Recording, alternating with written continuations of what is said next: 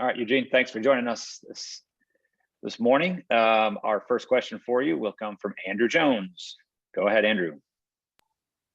Eugene, I asked Jeremiah a few minutes ago if you're different or something that he knows is different about you now as opposed to before the Orange Bowl, because you had that experience and you had a lot of success that night. So I kind of ask you the same thing. Do you feel like a different player? The difference between going into a game like that and thinking you could play well and then coming out of it knowing that you did play well, and how that could kind of carry you into the offseason? Yeah, I think from a mindset standpoint, I think I certainly changed a little bit. I had to be more vocal with the young guys, and I had to step into a role that, Chaz played a great role in tutoring and mentoring me, and a lot of things that Chaz did and applied to his game. I still pick up on, I still call Chaz, and I still conversate with him and talk to him about how to be a great linebacker and how to excel on this level. And I think I certainly changed a little bit, and I think it's certainly something I need to continue to work on. And but yeah, I certainly feel like I changed the way I approach practice, the way I just lead as in the room, and the way I just approach every day.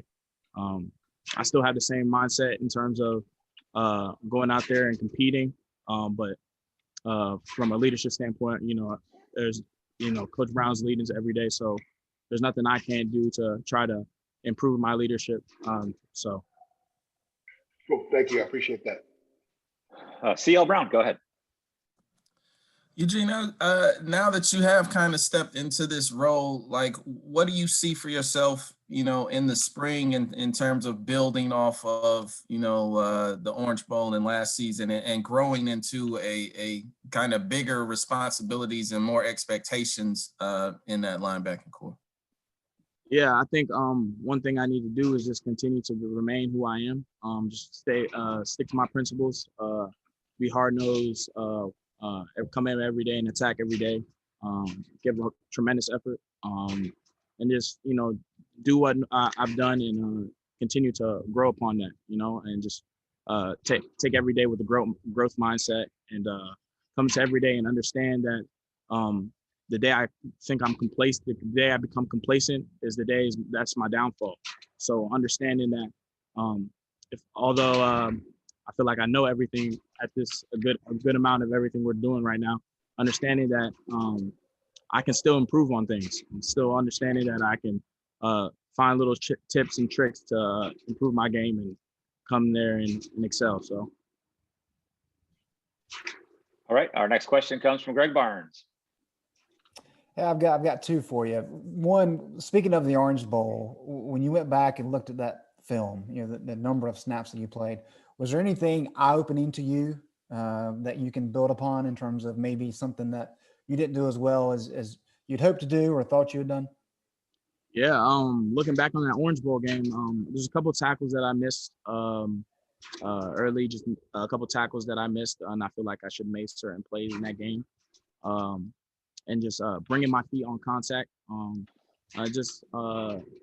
Those are a couple of things that I've seen in the game that I feel like, this offseason that I really wanted to improve on. And Coach Thigpen, Coach Schottmer, and the whole defensive staff really actually been playing a big part in allowing us to do tackling circuits, allowing us to do everything we do every day, Indy, and just developing on my tackling and my ability to bring more explosive collisions to the field. And also in the weight room with Coach Hess, just working on the squat, becoming more explosive, bringing explosive power in from the squat rack, from things we do in the weight room onto the football field. And I've noticed a big change, and I'm excited to go out there and show that. So.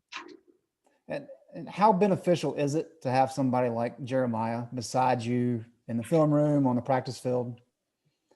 Man, it's great just having Jeremiah out there.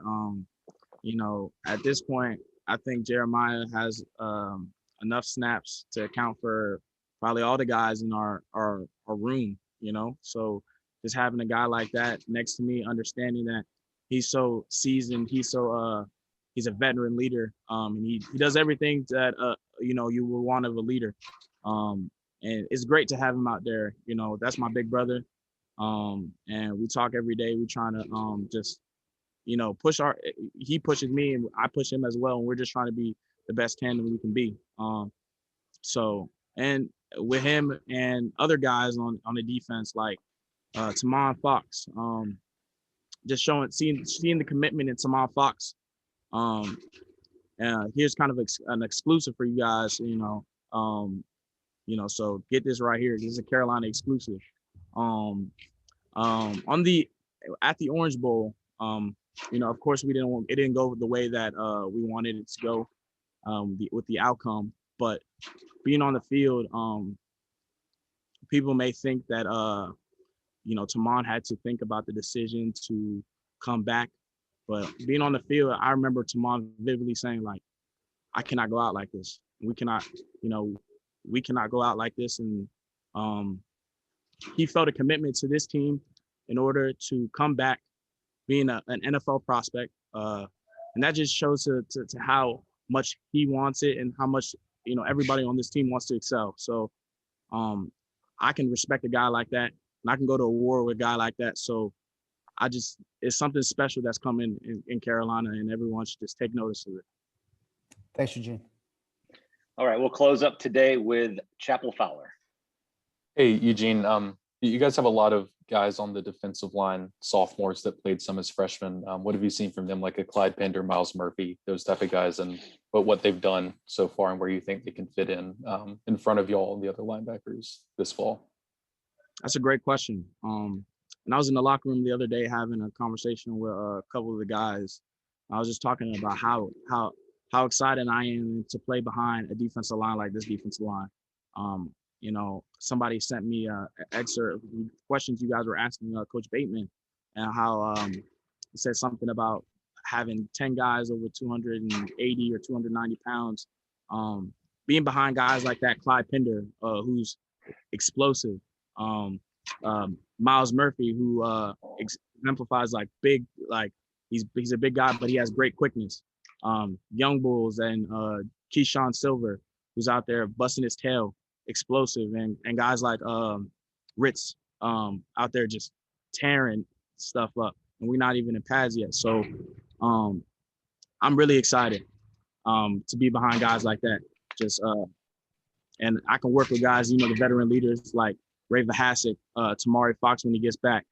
It's going to be something special with the D-line. And they're showing that they can be an elite group throughout this nation. So I'm proud of the work they put in, and I'm proud to be playing with those guys. And, I'm just excited. I'm super excited to play with those boys.